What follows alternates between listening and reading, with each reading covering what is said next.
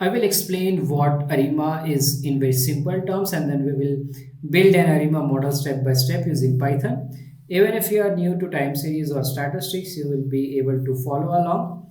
Now, what is time series? A time series is a data collected over time, like daily sales, monthly revenue, or hourly temperature. What is ARIMA? ARIMA stands for AutoRegressive Integrated Moving Average. So in this we have auto-regressive AR, and the current value depends on the past values in AR. Integrated, this means differencing. It is used to make data stationary. Stationary means mean does not change over time, variance is constant, and MA in ARIMA stands for moving average. The current value depends on the past error. So there are three parameters in ARIMA: P, D, Q. P is number of past values, Q number of difference, D number of differences, and Q number of past errors. Now let's start. First I'm going to import the data set. For that I will write import pandas as pd. I'll make a variable df, and then I will call pd.read underscore csv, and then I will pass the data frame, the csv file name, and the csv file name is daily coffee underscore sales dot csv. I'll pass a parameter parse underscore date. This makes sure that the date column will be extracted as date, and then I'll pass one more parameter day first. Now in my date column the first value is day, and I will set this as true. Then you can look at this value df.head.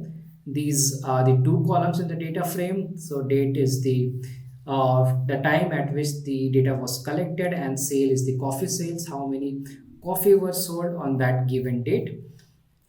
And in time series you have to index your data, and before that I'll also tell you the shape of this data frame. I'll write your df.shape. There are total 365 data points or the samples. That means we have a data for 1 year. Now in time series you have to set date as the index before you try to model your data, and let's do that. I will write here df.set underscore index, and then I will pass the date column, and I will pass a parameter in place is equal to true. Now if you write here df.index, you will see the date column is now a part of index, and if you see here frequency is none. So in time series data set you also have to make sure that you write the frequency. Now this data is collected on a daily basis, so its frequency is going to be d. If it is collected on a weekly basis, it will be a different value, and for monthly it will be different value.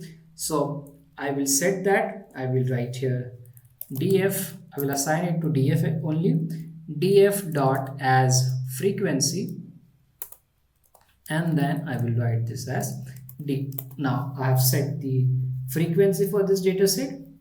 Let's look at the plot of this coffee sales data, so that we can visually see how the sale price is impacting over a period of time.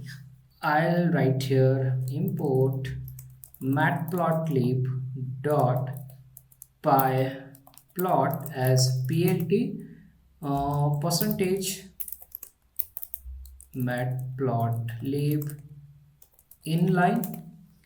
Now I will plot our daily sales data. So I will write here let's say df of sales, and then dot plot. Title is daily coffee sales data, and then the next parameter is figure size. This I will give, let's say 10 by 4, and then plt dot show. So this is the data for 1 year. You can see that the sale is high in the month of January, and then it is declining sometime in mid of Feb and also by the end of September. Now we have to check the stationary of the data, whether the data is stationary or not. That is the mean is constant, mean and variance. And for that we can use one test which is known as AD Fuller test.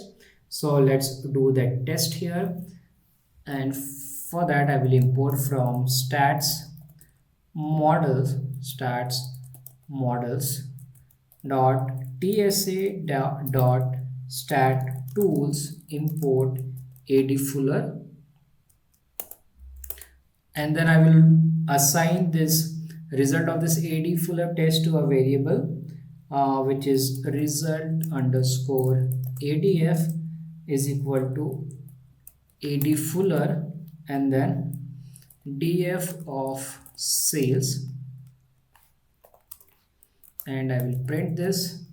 So the value of this AD Fuller test should be less than 0.05, that is a p-value, and the value that we get at this index 1 is the p-value, and this is quite small, less than 0.05. That means our data is stationary and we don't have to do the differencing here.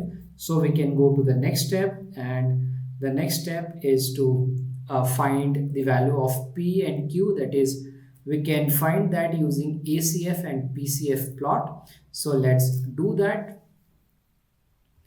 I will import from Statsmodels dot graphics dot tsa plots import plot ACF and plot PACF. First I'm going to make a plot of, let's say, ACF. I will write here plot ACF and then our column sales, and I'll also pass a parameter lags. So I will give 30 here and then plt dot show. So ACF help us estimate Q value, that is the moving average. Now if you look at this plot of this ADF, it is decaying after lag 2, so it's going in the same direction. We can take the value as 2 here. Now let's plot PSCF.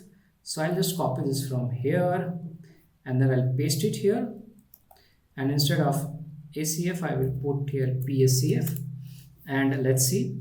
And here also we can see after 2 or 3 the lag is decaying, so we can take this. So PACF is p-value, and you can remember it from the name PACF. This PACF, that means p-value, and this ACF is the q value. So this we can take either 2 or 3. Now we have the value of ACF and PCF, so we can model, or we can start developing ARIMA model here. Let's import ARIMA from Statsmodels dot tsa dot ARIMA dot model import ARIMA. Now I'm going to make a variable ARIMA underscore model, and then I will call this ARIMA here, and inside this first I will pass the sales column, and then second the order, and here we can pass our PDQ value. So P I am taking as let's say 3, D we don't have to do differencing, we are not doing that, so I will keep this as 0, and Q I will take as 2, and then I'll make a new variable. I'll have to put one more bracket first, ARIMA underscore result, and then I will call this ARIMA model, and then I will fit this. Let me execute the code. So this is just a user warning, you don't have to worry about this, you can simply ignore. Now let's look at the model summary. I will write here print ARIMA result dot summary. So you will get the model summary here, and these are the number of observation 365. Then we have AIC and BIC value. You can choose any of these value, and you can play around with these parameters to see whether the AIC or BIC value is going down or not. So these are the metrics that you can look at, and this should be as low as possible. Now once the model is trained, we can forecast. Let's say we want to forecast for the next 7 days. I will make a variable forecast, and then I will call this ARIMA result dot get underscore forecast, and steps is a parameter you have to define for how many days of forecast you want. I want for 7 days, and then I can even get the mean of these forecasted values. So I will write here forecast underscore mean, and then forecast. From this there is a predicted mean, predicted underscore mean forecast. And I can also print confidence interval. I will write here conf underscore interval, and then forecast dot conf interval, and let me print this confidence interval. So these are the forecasted values, and we also get the confidence interval here. That means for the next 7 days, on the 31st of December 2024, so this value is in the past. The forecasted coffee sale will be between 126 and 157. Similarly, for the next day, it will be between 124 to 160. So these are the forecasted sales with a confidence of lower and upper values. We can even visualize this if you want. So I can just write here plt dot figure, or maybe I am having the code here. Oh, okay, no, I don't have. Plt dot figure, and then fig size is equal to 10 by 4. And then plt dot plot df of the actual sales value, and then we'll label this as actual sales, and then plt dot plot forecast underscore mean, and we will label this as forecasted values, and I'll also color this as red, and then just plt dot show. So you can see the forecasted plot here. These are the actual, and the red one is the forecasted value or the forecasted mean value for the next 7 days. So this is how you can develop an ARIMA model. I hope you enjoyed this video. If you like my video, you can subscribe to my channel. Thank you for watching.